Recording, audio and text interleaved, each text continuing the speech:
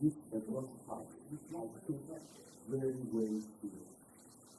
Because 2000 represents the pinnacle of political leadership in this country. And ordinarily,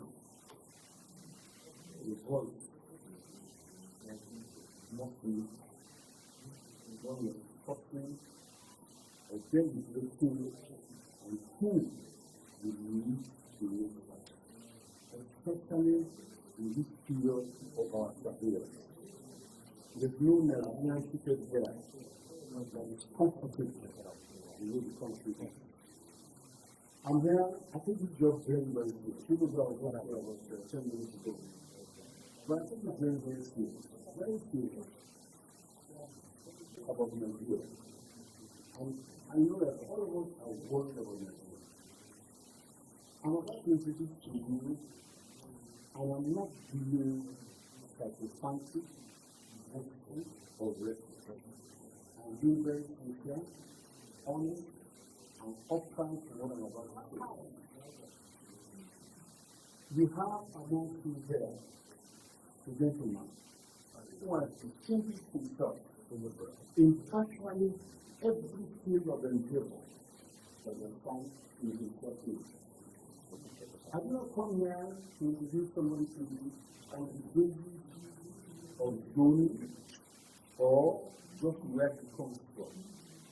The milestone that is prevailing in the country today, even the serious people are using, is that we must bring someone who can attend to our issues quickly. And I think the guest of today speaks to that here. The same Christian gentleman, I want to introduce to you a man. I want to introduce to you a man that I believe you all know that education really matters. And part of the problem is this, that you are going through leadership, successive leadership that are not really thoroughly executed. You have here a man that I heard somebody said, who has gone through the years. If there's something better than just to say, this is the one percent. This is a highly educated human being. This is a highly competent human being. This is an administrator par excellence. He is a manager of men, material, and resources. This is the only living, I use the word living because there are two, the only living governor who left the seat of government and left huge sums of money, specifically 75 billion naira. The second person was late there and so refugees. He left 5 billion. In terms of projects, this is what we need right now. This man has demonstrated. I do not want to take too much of your time, but I want to tell you that the future of this country may depend on this meeting we are holding tonight. Because I believe somebody said jokingly that if you can get a Senator Matthew, you have gotten half of the state. And I think you can see that going. Most of the people get they are all complete. What we need to do is a commitment to this country. And this is the kind of reason more. I'm not a sister. I myself was a presidential aspirant. But I just for a better for a superior human being, for a highly qualified. I'm not a novice in politics. I'm in Nigerian politics. Politicians are actively engaged presently. I doubt whether I will have to do it. So when a man like him stands and restores the virtues of someone like this. Please take me very serious. You know, this is what tracking is effective. I don't know if I say this thing. I told you about education. This gentleman started his education in 5 state college in Libya. University of Nigeria, which is now. Later, to Lagos Business School. And after that, the doctorate university are really international, recognized international institute of either financial management or administration.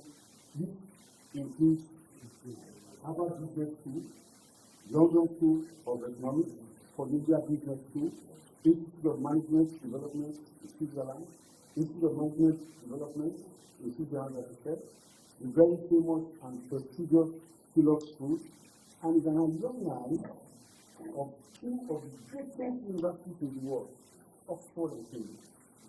They don't think better than that.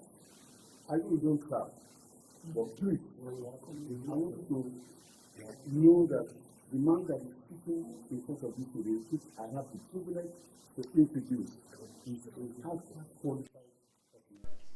Is a man you elect as president. You can go about your business and know that your nation is in good hands. We have done this before. We did not care, or we bought lies. This is the real thing. If you want to, it is left for us as elders and leaders of this country to decide once more whether we want somebody who can lead us truly or just anybody. And this is not about money.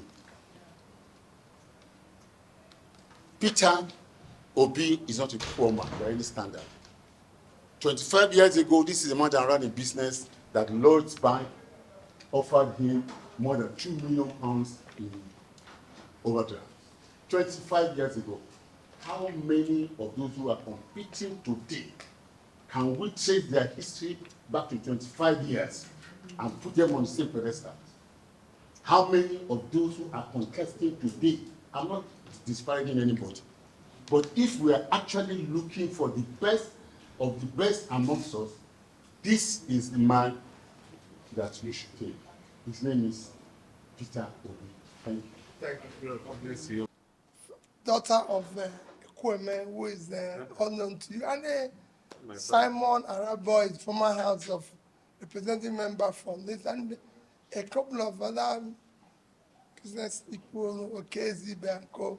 But let me respectfully stop there. Let me start by thanking you, very distinguished senators, for your time this evening. I'm sincerely grateful. I don't take this for granted, that you find time to make yourself available and answer for this invitation.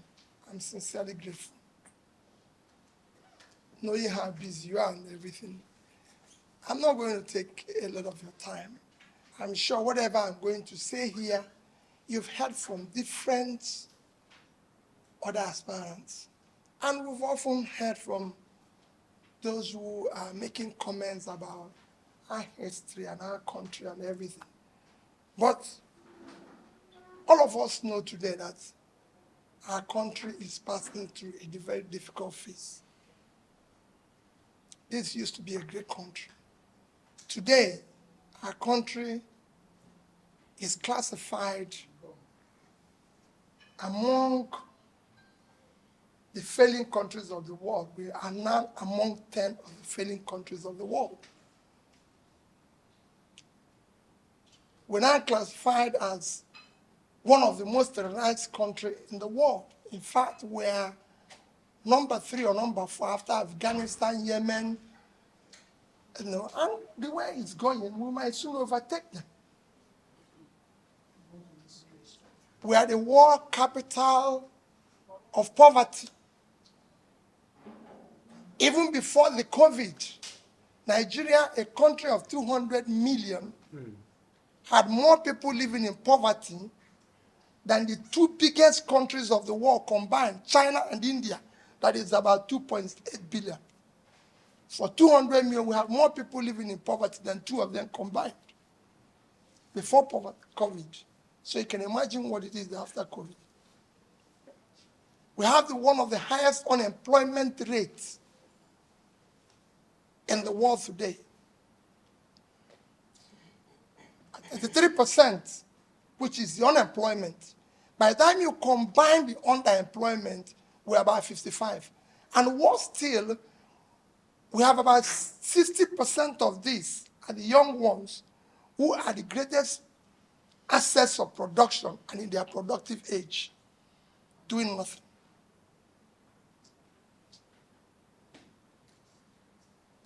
Out of school children, you're the highest in the world. Over 15 million. Forget about what anybody is telling you. Infant mortality today, we've just overtaken India, which they thought would overtake them in 5 years' time. We've just overtaken them. In a stress level, we are now 148 over 152. Nigerians are stressed. Competitiveness, we're going down. Of course, you've seen perception, corruption, we're going down. You can go on, the list is endless. The hunger list now, we're number 98 out of 105. Nigerians have been classified as a country now where people spend over 100% of their wage, salary on feeding. It's like, you can't, and it's getting worse. And anybody who thinks it's going to get better, forget it. This is cumulative effect of leadership failure over the years. Because we're choosing not to do the right thing. And people will tell you, when I was talking about somebody who is granting loan and everything. There's nothing wrong with loan. Nothing, absolutely nothing. I'm a businessman. I'm a trader. That is my background. You live with loan. Loan is what has made nations, every nation in the world is owing. Even Norway, they have the highest sovereign wealth fund of 1.4 trillion, is owing over 50% of their GDP in debts. So there's nothing wrong with loan. It's what you throw the loan at, what you use the loan, that makes all the difference. And I'll show you countries that have borrowed. But we have a crisis that because we're throwing away the money we're borrowing, it's not getting to a stage where we can't even service the loan. You approve it, you know the budget and everything. Last year alone, in 2021, in the first 5 months of last year, as a nation, we earned 1.1 trillion 847 billion naira. We used 1 trillion 802 to service debts, remaining 45 billion for a nation of 200 million people. It's a crisis. You approved last year's budget of 13 trillion. And we are supposed to borrow 4 trillion. In the end, we borrowed about 6.7. In the end. This year, you approved a budget of 17 trillion, which the government said they're going to generate a revenue of over 10 trillion. From where? So you're going to borrow another thing. In a short while, we will not be using 98% of our revenue to service debt. We will need to borrow, which is what we're doing now, to service debt. And you're not generating revenue.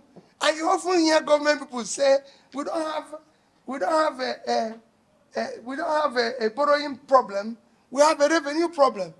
You can't generate revenue when your people are poor. You're not going to tax poor people who are in the village doing nothing. Revenue is the function of productivity. The country is not productive. So you can't generate money. For me, my appeal is that 2023 is not about making the next person president or anything. It is about all of us fighting for our future. You're on top of the ladder. If this country collapses today, it will affect you more than it will affect those who will think that I belong. And it's collapsing. None of you can live here and go anywhere and be street sweepers. You can't. So we need to defend it. We need to do it. It happened to other nations. Other nations have removed their country from consumption to production. It's happened everywhere. Pulling people out of poverty has happened everywhere. I've been to at least over 30 countries that have pulled their people out of poverty. I just came back from Morocco. And I told Okupe an interesting news this evening. I said, let me tell you, here, people spend dollar. But I went to Morocco. I came back on Friday. I bought BTA. They put it in my card. And I got to Morocco and said, I want $1 cash for it. They said, no, you use our currency. I was just telling him, no other country does that. Where you spend another person's currency in your own country. That shows the erosion of trust of your own economy. And I was telling him, you can't do it. I've been going to China, I've been everywhere. This country was a signatory to MDG in year 2000. China was a signatory to MDG. In 15 years, they put 435 million people out of poverty. China in 1990 had 95% of their population living under poverty. Today they have less than 2%. So is Vietnam. They had about 90-something% living in poverty. Today they have 1.6. So is Bangladesh. They're going down. We all talked about loan. Approve the loan. But what is the loan being used for? I was in Bangladesh in 2010. And I studied what they used to borrow money and everything. Bangladesh, as 2010, had a debt. The economy then was $115 billion with a debt of $45 billion, which is 36% of their debt. Their per capita was just about $708, about $700 in 2010. As at that time, Nigerian GDP was 375. Our per capita was $2,250. And our debt then was under $8 billion. Today, we were owing about the same thing today. Our debts have moved, where our debts are now $100 billion. Our GDP is 400. Our per capita is now 2,000.